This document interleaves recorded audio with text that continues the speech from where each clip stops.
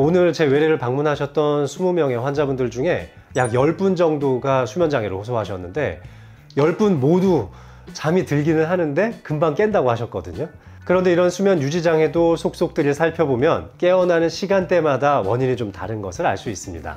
우리의 수면 사이클은 대개 2시간 정도의 간격을 두고 이루어지게 됩니다. 따라서 6, 7시간 정도의 충분한 숙면을 취하시는 분들은 총 3번 내지 4번 정도의 수면 사이클을 경험하게 되는 거죠. 자, 그런데 이런 수면 사이클을 채 한 번도 채우지 못하고 깨시는 분들이 있습니다. 바로 2시간도 안 돼서 금세 깨버리시는 분들이죠. 이런 분들은 수면에 대한 습관이 상당히 잘못 형성되어 있을 가능성이 많습니다. 수면 위생이 제대로 지켜지지 않아서 잠자리 주변에 수면을 방해할 만한 물건들이 많이 있다거나 아니면 TV를 틀어놓고 주무시는 분들도 많죠. 저녁 때 좀 자극적인 식사를 해서 소화가 잘 안 되는 문제 때문에 위산 역류가 일어나서 깨시는 분들도 있고, 오후 늦은 시간까지도 카페인 섭취를 자주 하시는 분들도 금방 잠에서 깨어나는 문제가 생길 수 있습니다. 이런 경우에는 수면 사이클을 채 한 번도 채우지 못하고 새벽 한두 시쯤에 깨어나게 되는 거죠.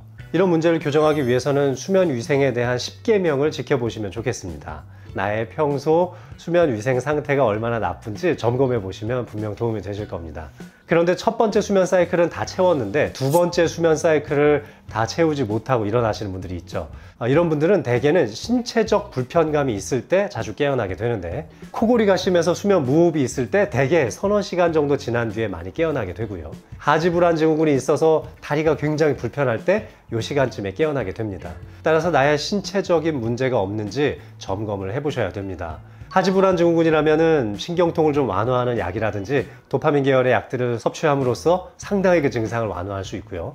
허리 통증을 경험하시는 분들이라면은 잠들기 직전에 아주 소량의 소염 진통제가 크게 도움이 될 수도 있습니다.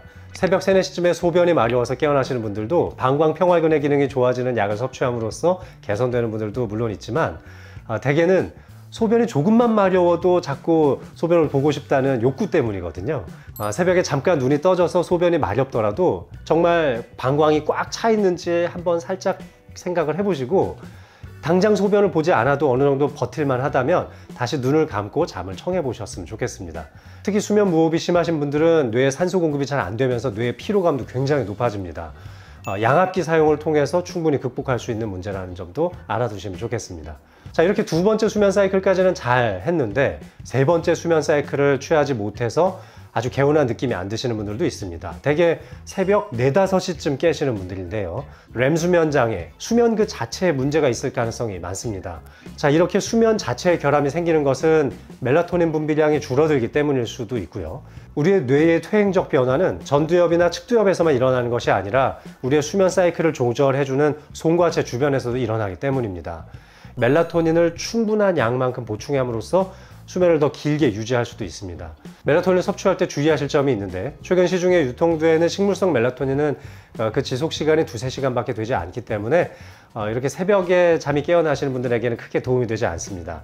서서히 방출되는 서방형 제제의 멜라토닌을 복용하셔서 한 8, 9시간 정도의 약효를 경험할 수 있다면 아침까지도 좀 숙면을 취하실 수 있을 겁니다. 또 다른 측면에서는 뇌의 아래쪽 부분인 뇌간 부위와 척수로 이어지는 자율신경계의 문제 때문에 깨어나는 경우도 있습니다.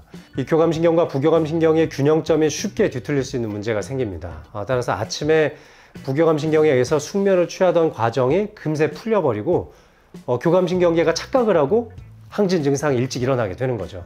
이렇게 되면은 새벽 4, 5시를 넘기지 못하고 일어나게 되는 겁니다. 이럴 때는 자율신경계에 부교감신경을 항진시켜 줄 수 있는 약을 좀 소량 복용한다거나 교감신경계를 조금 눌러줄 수 있는 약을 소량 복용하는 것도 도움이 될 수 있습니다. 따라서 50대 이후에 새벽잠이 없어지면서 점점 잠이 짧아지는 경험을 하고 계시다면 혹시 뇌에 문제가 있는 것은 아닌지, 수면 그 자체를 유지해 줄 수 있는 기능에 문제가 생긴 것은 아닌지 점검을 해보셔야 합니다. 수면 유지에 장애를 겪고 계시는 분들에 대해서 알아봤는데요. 새벽 1, 2시쯤 깨시는 분들, 3, 4시에 깨시는 분들, 그리고 4, 5시가 넘어서 깨시는 분들의 특성에 대해서 알아봤습니다. 그러니까 내가 몇 시쯤 뒤척이게 되는지 생각을 좀 해보시고 관련된 원인에 대한 교정을 도전해 보시기 바라겠습니다.